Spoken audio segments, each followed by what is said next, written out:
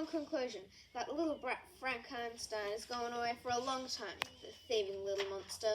Are you sure, boss? There isn't much evidence to support your claim. That's for sure, Lieutenant Halloween. We really have no evidence to bring or even put him away. You've got to be joking. Look at him. That smirk on his smug face. The smirk on his smug face, the blood-stained goth-like clothing. He reeks of criminality. But Lieutenant Halloween, where's the standard of proof? Where's the evidence to support your accusation? She's right, boss. One cannot judge a suspect on their looks and dress. We all know we must presume he is innocent until proven guilty, and that proof must be beyond reasonable doubt. All right, that is correct. Until we have met the standard of proof that proves beyond reasonable doubt that he is guilty, we must presume he is innocent. So what are you two still standing there for? Go get me that evidence to prove he is innocent. We've collected evidence to prove that 2 of you will be charged with 2 accounts of aggravated burglary on a dwelling and commit offence, 2 accounts of stealing, 2 accounts of unlawful damage.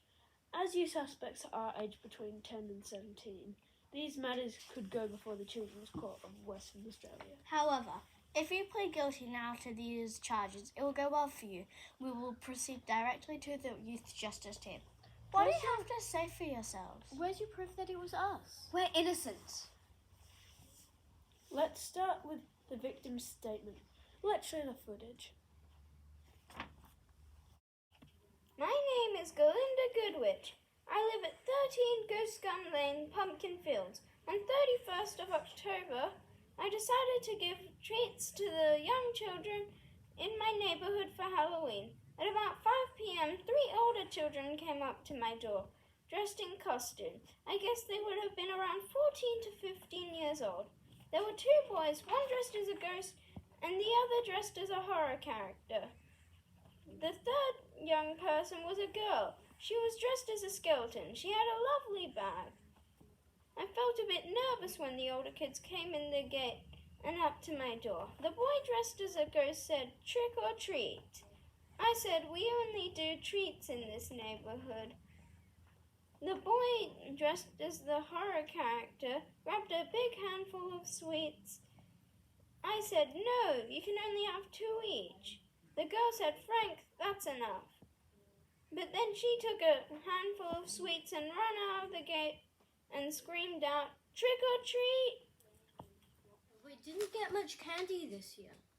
Look, that old lady has lots left. We can rob her. What?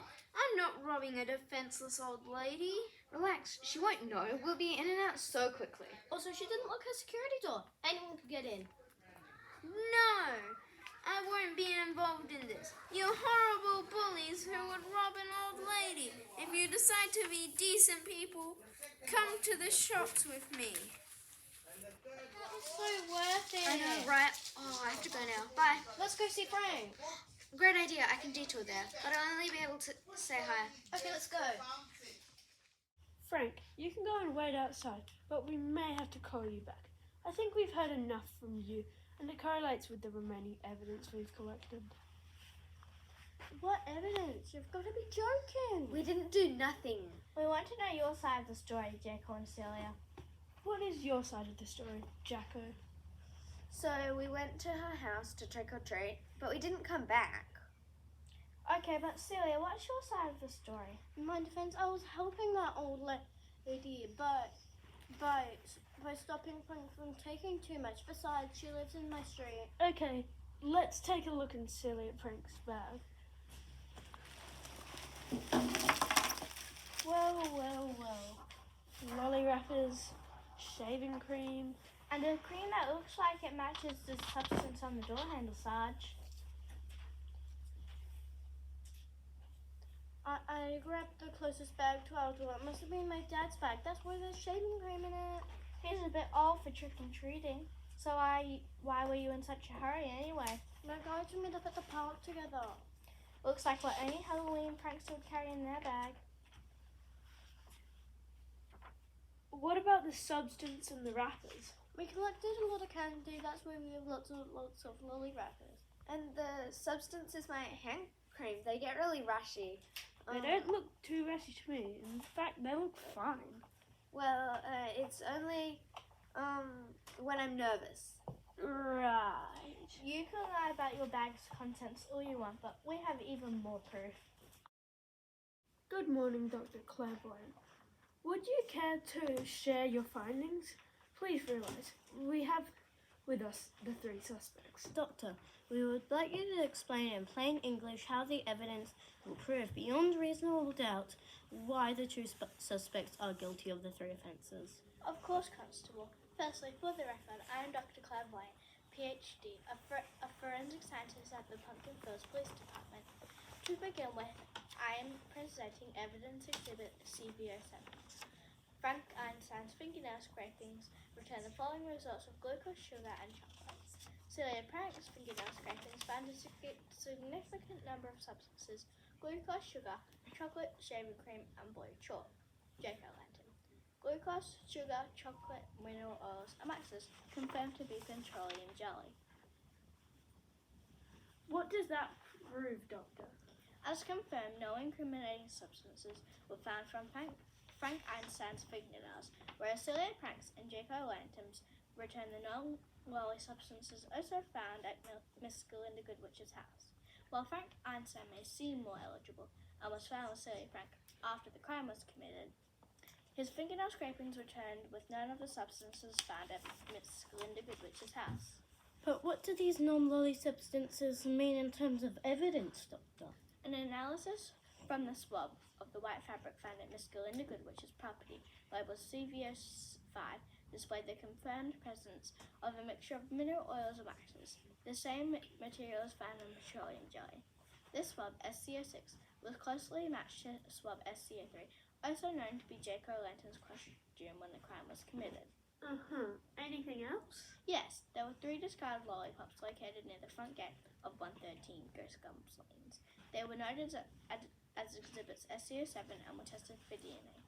The results came as a mixed sample when cross-referenced to the suspect's DNA. Celia Prank, Jack-o'-lantern. There was an unidentified 3rd contributor, Frank Einstein. Well, that must be enough to convince you two. We have presented you 2 with enough evidence that proves beyond reasonable doubt to find you both guilty. Do you want to change your plea? Welcome to the Youth Justice Team office. Do you plead guilty or not guilty? We plead guilty to all 3 offences. You do understand that you have pleaded guilty to aggravated burglary on a dwelling and commit offence because there were 2 of you committing the crime. Stealing because you meant to permanently deprive the victim of her property, her lollies, and unlawful damage because without seeking the victim's permission you damaged and defaced her home. We do. You'll be meeting with your parents and the victim to discuss with her how your illegal actions have affected her. You will then create an action plan to show your remorse and how you will make up for what you have done. I suggest that you serve community service for 2 weeks under the guidance of the Juvenile Justice Team, and you're required to have adult supervision with a curfew of 6 p.m. when away from your homes for a month from the meeting.